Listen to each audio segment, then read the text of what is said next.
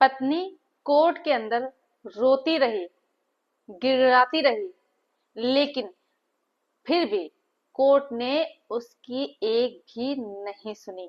हाल ही का जजमेंट है जिसमें क्या होता है कि पत्नी कोर्ट के अंदर रोने लगती है, लेकिन फिर भी कोर्ट उस महिला की बात को नहीं सुनती है।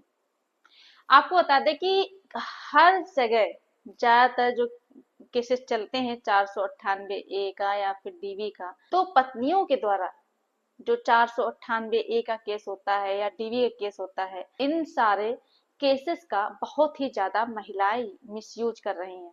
ये सारी चीजें कोर्ट अच्छे से समझ चुकी है।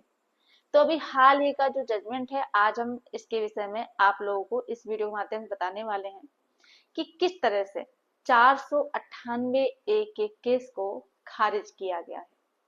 तो आप लोगों को पूरी जानकारी अगर चाहिए तो आपको सिर्फ ये करना है कि वीडियो को पूरा अंत तक देखना है, बिल्कुल भी स्किप नहीं करना है, तभी आप लोगों को अच्छे से जानकारी समझ में आएगी। दूसरा काम आपको ये करना है कि अगर आप नए हैं, वीडियो को पहली बार देख रहे हैं, तो ये आपका ही चैनल है, आप इसे सब्सक्राइब जरूर कर दें, साथ में बेल आइकन जरूर दबा दें, जिससे कि हम जो भी नई अपडेट डालें उसका नोटिफिकेशन आपके पास आता रहे और आप जानकारी प्राप्त करते रहें। नमस्कार दोस्तों, मैं एडवोकेट दिव्या, आपका आपके इस यूट्यूब चैनल में स्वागत है। आजकल के समय में इस चीज को बहुत ही ज्यादा देखा जा रहा है कि महिलाएं अपने पति से अपनी बात मनवाने के लिए, उनसे पैसा ऐंठने के लिए या फिर दबाव बनाने के लिए पत्नियां क्या करती हैं कि पतियों के ऊपर 498 ए, डीवी, एचएमए, 125 सीआरपीसी का केस कर देती हैं। वो सोचती हैं जब हम केसेस करेंगे अपने पति के ऊपर या पति के घर वालों के ऊपर, तो पति और पति के घर वाले ऑटोमेटिक झुक जाएंगे, क्योंकि वो डर जाएंगे कि मेरी पत्नी मेरे ऊपर केस कर रही है, अब हम क्या करें, अब तो इसकी बात माननी ही पड़ेगी। तो जो जजमेंट हम आपको बताने वाले हैं, इसमें भी इसी तरह से कुछ ऐसा ही हुआ था। लेकिन ऑनरेबल सुप्रीम कोर्ट ने क्या किया है कि पत्नी को फटकार लगाई है और पति के पक्ष में फैसला दिया है। ऐसे ही बहुत सारे और भी जजमेंट हैं जिनके बारे में हमने आप लोगों को वीडियो के माध्यम बताया हुआ है। तो आप लोगों को अगर देखना है और जजमेंट के बारे में जानकारी चाहिए तो आप मेरे चैनल में जाकर के वीडियो को देख सकते हैं। इस केस में भी ऐसा ही होता है, पति पत्नी के बीच में जब थोड़ी सी मिसअंडरस्टैंडिंग होती है तो पत्नी क्या करती है कि पत्नी अपने ससुराल वालों के ऊपर 498, 323, 506 और 34 आईपीसी के तहत केस करती है।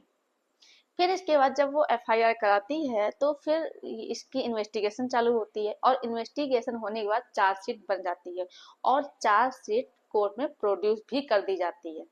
इसके बाद जब इस चीज की जानकारी उनके घर वालों को होती है, यानी कि ससुराल वालों को होती है, तो वो जाते हैं ऑनरेबल हाई कोर्ट और वहां पर वो अपनी बात रखते हैं, लेकिन वहां पर उन्हें रिलीफ नहीं मिलता है।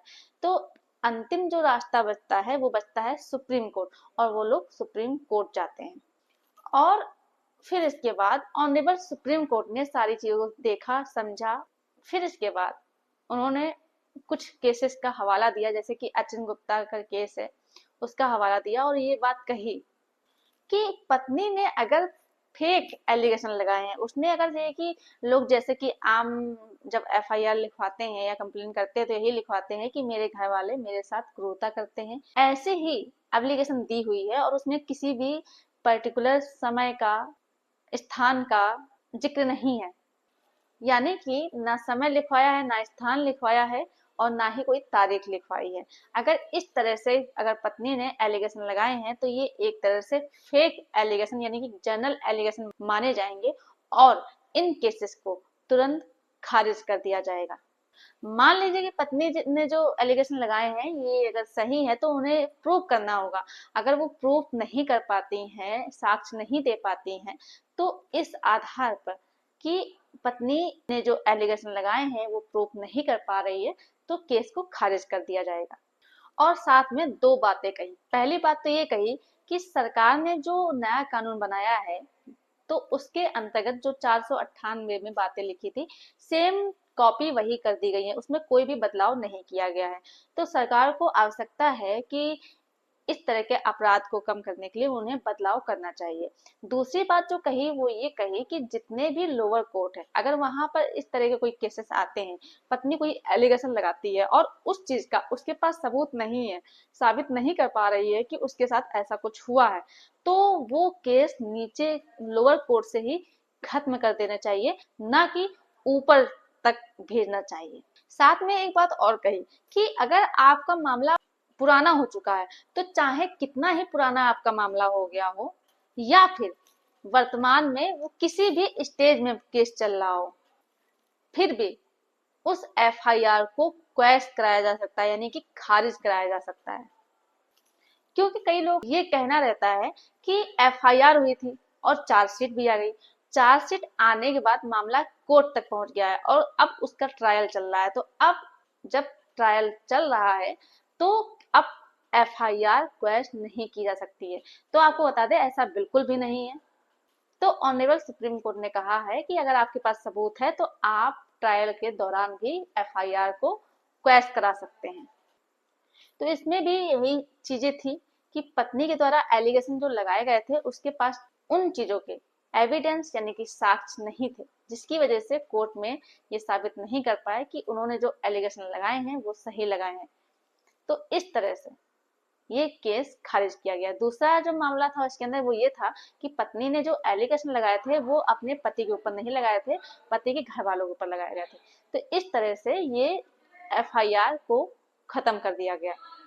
तो जो केस का नाम है तो वो है कैलाश बेन महेंद्र भाई Patel and others versus state of Maharashtra and others. तो ये जानकारी आप लोगों को अच्छे से समझ में आ गई होगी। अगर मेरे द्वारा दी गई जानकारी आपको अच्छे से समझ में आई हो तो आप वीडियो को लाइक जरूर कर दें, ज्यादा से ज्यादा लोगों को शेयर कीजिए, और अभी भी अगर आपने चैनल को सब्सक्राइब नहीं किया है तो यह आपका ही चैनल है, आप इसे सब्सक्राइब जरूर कर दें। धन्यवाद।